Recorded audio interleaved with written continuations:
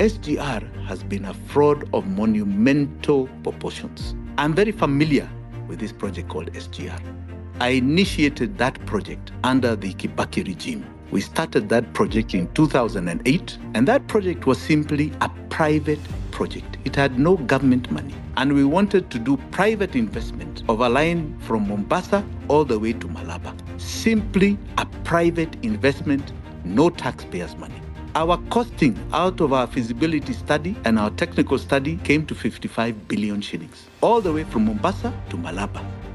I suddenly saw somebody parachuting a project that had become government under the Uhuru government of just Mombasa to Naivasha, amounted to 500 billion shillings. So the cost of the project is 500 billion. Chinese Exim Bank, that's the Chinese debt, say we are going to loan the Kenya government a total of 90% of that money.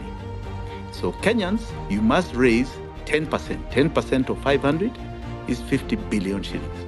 So us from our hard-earned taxes must pay 10% before they pay the 90%. So we did an audit of these amounts.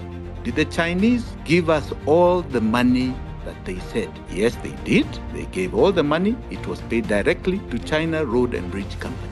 So did Kenyans raise the 50 billion, which was 10% of 500, and did they contribute their share of 10%? We did the sums, right?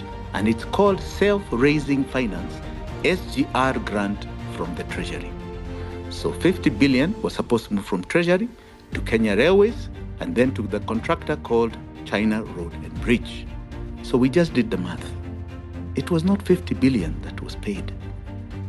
It was 644 billion shillings. So we paid for it with our own money and even more. And yet we took a loan and we are paying back that loan. China Road and Bridge for the building of SGR from Mombasa to Naivasha was paid a total of almost 1.2 trillion for a project of 500 billion according to the contract documents. So 700 billion above what was required. That is a frightening fact.